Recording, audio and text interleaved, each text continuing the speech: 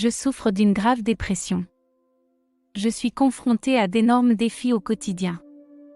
Je me sens souvent lourd à l'intérieur et j'ai perdu tout intérêt et tout enthousiasme pour la vie. Lorsque je repense aux erreurs que j'ai commises dans le passé, mon cœur est rempli de reproches et de honte. J'ai même l'impression de ne pas être digne d'amour et de respect. Ces émotions et pensées négatives sont comme un filet invisible qui m'emprisonne. J'étais également très inquiet à l'idée que quelque chose de mauvais se produise dans le futur et cette inquiétude me rendait extrêmement nerveux et anxieux. J'imaginais toutes sortes de mauvaises choses, encore et encore. Je craignais de ne pas pouvoir faire face aux défis et au stress qui m'attendaient et d'être écrasé par la vie. Cette peur et cette inquiétude m'ont fait me sentir très impuissante, comme si j'avais perdu le contrôle de ma vie. J'ai souvent demandé à Dieu pourquoi il m'avait abandonnée. Je ne savais pas pourquoi je me trouvais dans une telle situation. J'ai souvent prié Dieu. J'espérais qu'il entendrait mon cœur et m'aiderait à sortir de ma douleur, mais aucune de mes prières ne semblait être exaucée. C'était comme si j'avais été abandonnée. Je me suis demandé, pourquoi Dieu ne répond-il pas à mes prières? Ne mérite-je pas d'être aimée et sauvée? Mon ex-mari et moi sommes divorcés depuis 2 ans et j'ai la garde de mon fils. Mon ex-mari n'a pas non plus fait sa part, il n'a pas payé sa pension alimentaire à temps. Ma situation financière ne cesse de se dégrader. Cela a rendu tous les aspects de ma vie plus difficiles. J'ai assumé seul tous les frais liés à mon fils. Je me suis souvent sentie intérieurement désespérée parce que je ne savais pas comment résoudre le problème. J'ai essayé de trouver un meilleur emploi pour améliorer mes revenus, mais mes capacités limitées m'ont empêché de trouver un emploi qui me convienne. Dans un tel environnement, mon état mental s'est progressivement détérioré. Ces émotions ont à leur tour affecté mon travail et ma vie. Puisque Dieu ne pouvait pas m'aider, j'ai décidé de tout arrêter moi-même. Un soir, mon fils dormait déjà. Je suis allée dans le salon et j'ai pris tous les somnifères de la maison. Puis je me suis allongée sur le canapé. Au bout d'un moment, je me suis sentie tomber du canapé. J'étais tombée dans une grotte rouge. C'était très étrange et plein de créatures étranges. Je ne savais pas quoi faire, je restais figée sur place. Ces créatures étranges s'approchaient de moi. Elles avaient l'air très effrayantes. La peau de ces créatures était d'une couleur peu naturelle. Leurs yeux étaient très grands et leur bouche montrait des dents acérées. J'ai commencé à m'enfuir, mais les créatures continuaient à me poursuivre. Lorsque j'ai été rattrapée par les démons, je me suis battue désespérément, mais ils étaient trop nombreux. Ils m'ont enterrée plus profondément dans une grotte. Finalement, on m'a mis dans une cage. Je pouvais voir les démons à l'extérieur en train de tourmenter les autres.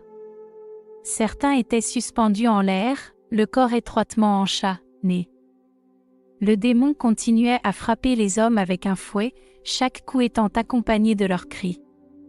D'autres étaient attachés à des barres de fer, et à leurs pieds se trouvait une énorme fournaise.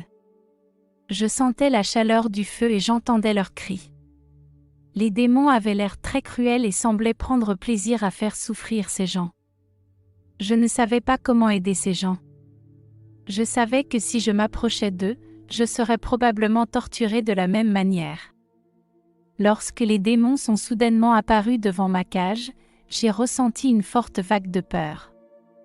Je savais qu'ils allaient commencer à me torturer. Les démons m'ont tiré brutalement hors de la cage et m'ont jeté à terre. Ils m'ont enterrée jusqu'à un pilier et se sont préparés à m'y attacher avec des cordes. Je n'ai pas abandonné.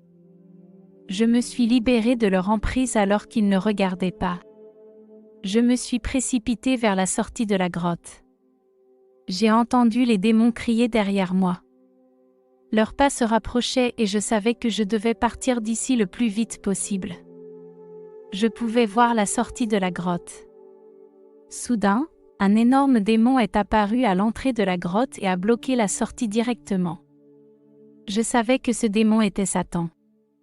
C'était le démon le plus laid que j'avais jamais vu. Il avait une paire de cornes pointues et acérées. Il avait beaucoup d'écailles, comme des écailles de poisson, et une paire de sabots. Ses yeux étaient noirs. Il avait aussi un air diabolique qui le rendait très méchant. Dans ce moment de désespoir, je me suis soudain souvenu de Dieu. Je suis tombée à genoux et j'ai commencé à prier Dieu à haute voix. J'ai demandé à Dieu de me sauver et de m'emmener loin d'ici et de ces démons. Satan s'est mis à rire aux éclats avec une expression moqueuse sur le visage. Il m'a regardé et m'a dit : « Personne ne peut rien faire pour toi ici. Y compris Dieu. » J'ai pris une grande respiration et j'ai répondu calmement : « Je ne crois pas ce que tu dis, je crois que Dieu me protégera. » Lorsque Satan a entendu mes paroles, son expression est devenue encore plus malveillante. Il expliqua : « Vous êtes venus ici parce que vous ne pratiquez pas les enseignements de Dieu. Sur Terre, les êtres humains deviennent de plus en plus égoïstes. Ils sont devenus indifférents et ne se soucient plus des gens et des choses qui les entourent. Ce comportement égoïste va à l'encontre de la volonté de Dieu. Au jour du jugement dernier, seuls ceux qui auront mis en pratique les enseignements entreront au paradis, tandis que les autres seront bannis en enfer.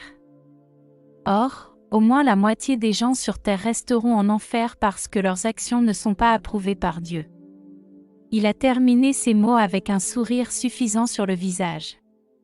Après avoir entendu les paroles de Satan, j'étais complètement désespérée. J'avais cru à l'amour et à la GR, ceux de Dieu depuis mon enfance, mais je me rendais compte que je ne mettais pas vraiment en pratique ces enseignements. Je sentais que je n'avais pas droit à l'amour de Dieu et que je ne pouvais pas échapper au destin de l'enfer.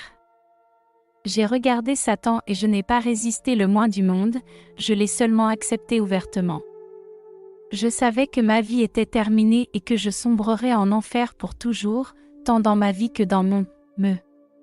Satan a dit à ces hommes de me pousser dans la fournaise. Alors que je m'approchais du bord de la fournaise, j'ai ressenti du désespoir et de la peur.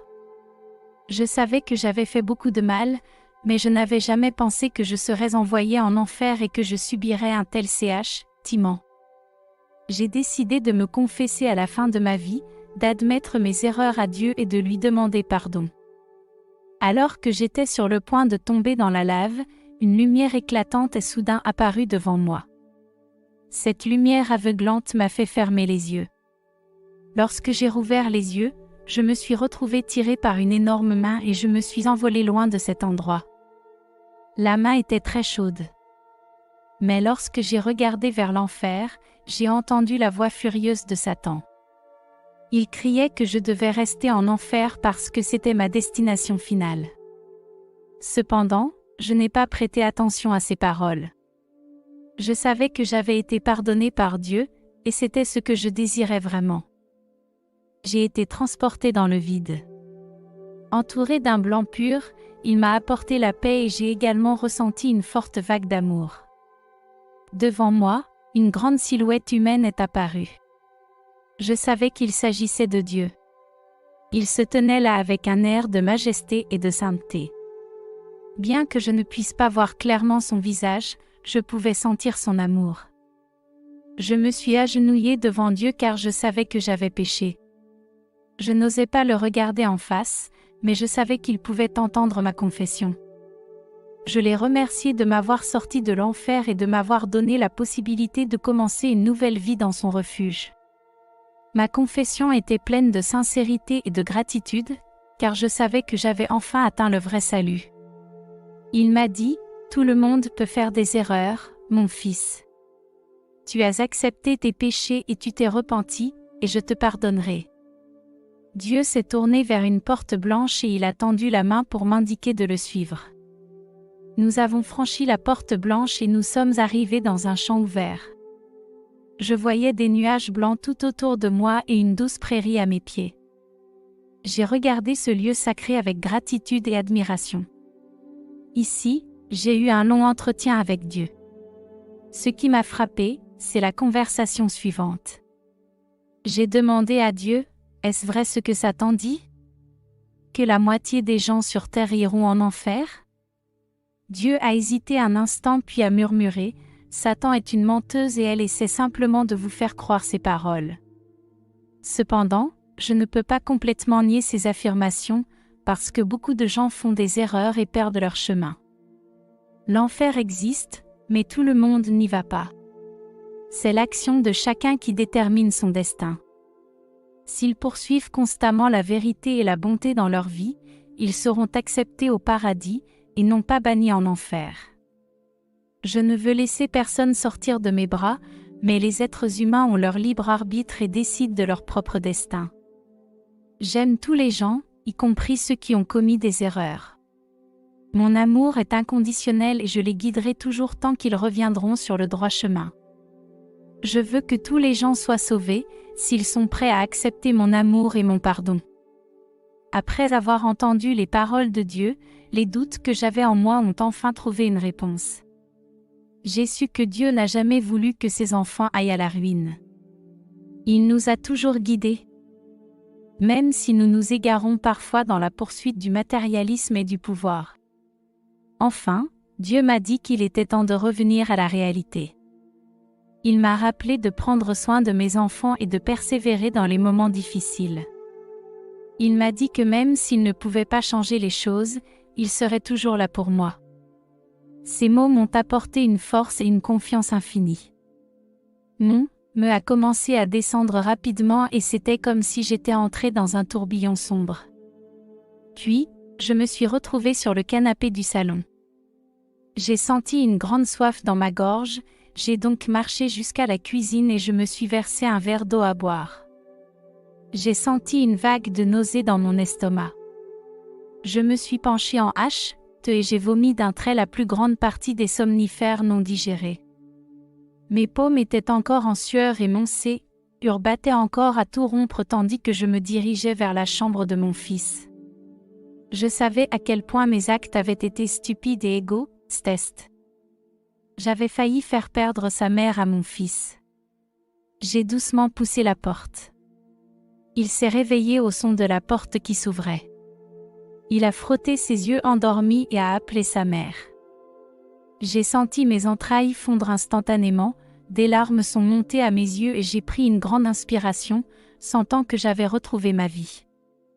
J'ai marché vers lui et je l'ai serré tendrement dans mes bras, sentant la chaleur de son corps. Je savais que c'était la deuxième chance que Dieu m'avait donnée. Ce moment-là, j'ai compris le caractère précieux de la vie et la miséricorde de Dieu. Je me suis souvenu des paroles de Dieu me demandant d'aider les autres au mieux de mes capacités et j'ai juré de faire de mon mieux pour aider ceux qui avaient besoin de moi.